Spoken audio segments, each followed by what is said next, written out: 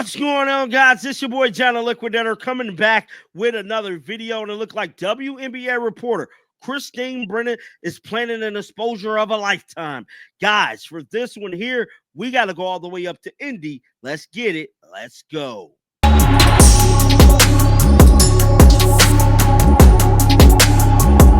Last year, Caitlin Clark was dealing with a lot of different scenarios that was put against her for the start of the season. She got snubbed from the Olympics. She was being attacked by every damn point guard defending her. And I'm telling you right now, Christine Brennan just wrote a tell-all book. If you guys are not familiar with Christine Brennan, you might want to get familiar with her. She's been around for a mighty long time. She's been here since the beginning. Christine Brennan just finished up a new book, and I'm telling you right now, it's going to drop the W on top of itself because she probably is going to tell everything. If the book ain't out already, I highly recommend you guys go get it because your boy John Liquidator is going to pre-order him a copy. Go get him a copy as soon as possible because one thing I can tell you guys right now, see, Christine Brennan stuck her neck on the line, went against the WNBA and their politics that they've been having for pretty much as long as the league been existed. See, when DJ Carrington poached Caitlin Clark in the eye, you know what Christine Brennan did? Christine Brennan went out there and she said, "Hey, DJ, did you do this damn thing on purpose?" And DJ looked at her like she was crazy, like, "Damn, why would you ask me that?" That's who Christine Brennan was. She is going against the grain. She is telling it like it is, reporting truth over fiction.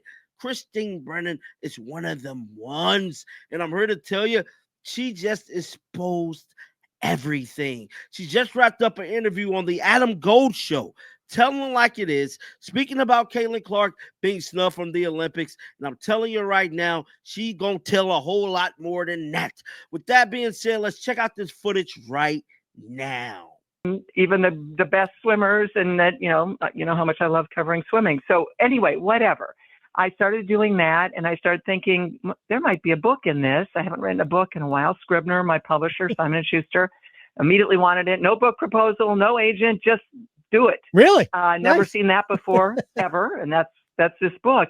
And then I start reporting it, and yes, people got very angry that I was asking questions about Caitlin Clark. That's it. That's a little revealing. Does anyone get angry on the golf tour, which as you know, we've talked about, I've covered Tiger the length of his career. No one ever got mad about answering a question about Tiger.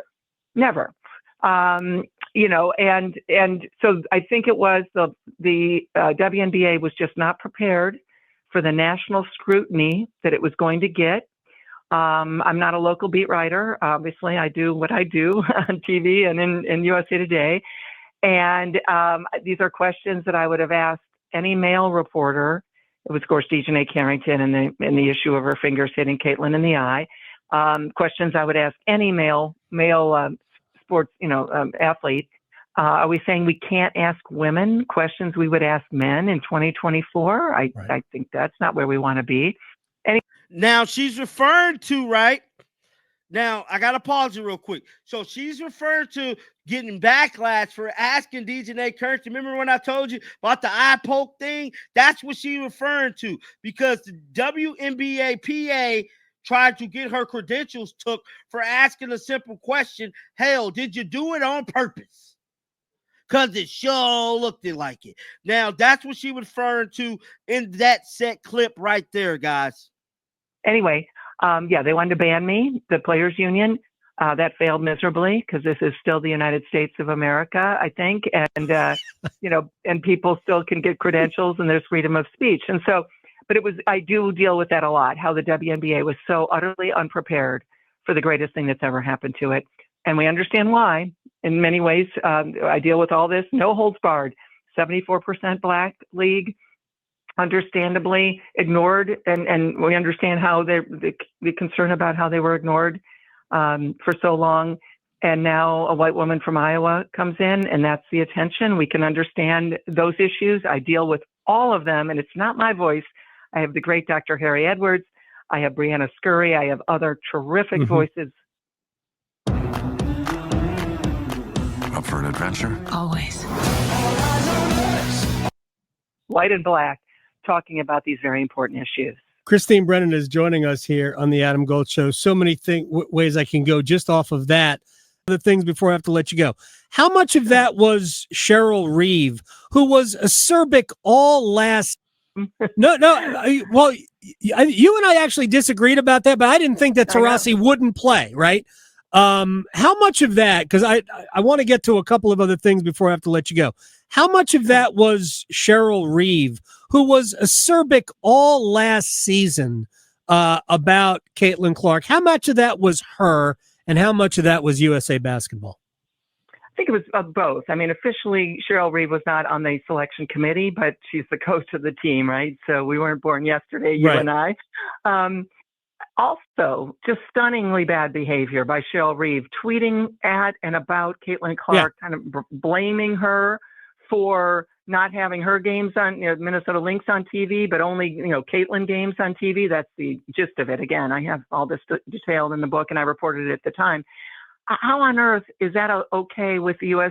Olympic and Paralympic Committee and USA Basketball that its coach is actively tweeting and going on social media about someone who is in the selection pool?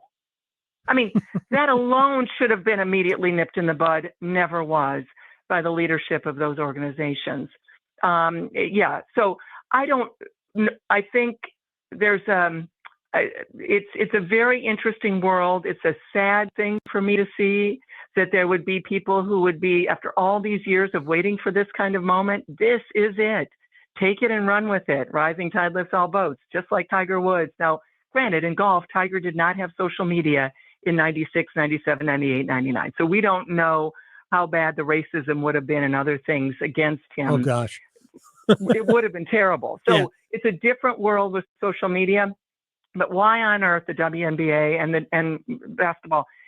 You just see, if anyone hasn't seen her answer the other day to the Hong Kong reporter, it's all over Twitter, social media, wherever you go, just Google it, look for it, where she's a man from Hong Kong says, I'm here, and she's That was Christine Brennan on the Adam Gold Show, telling like it is, man. Get down in the comment section right now. Let me know your thoughts about this.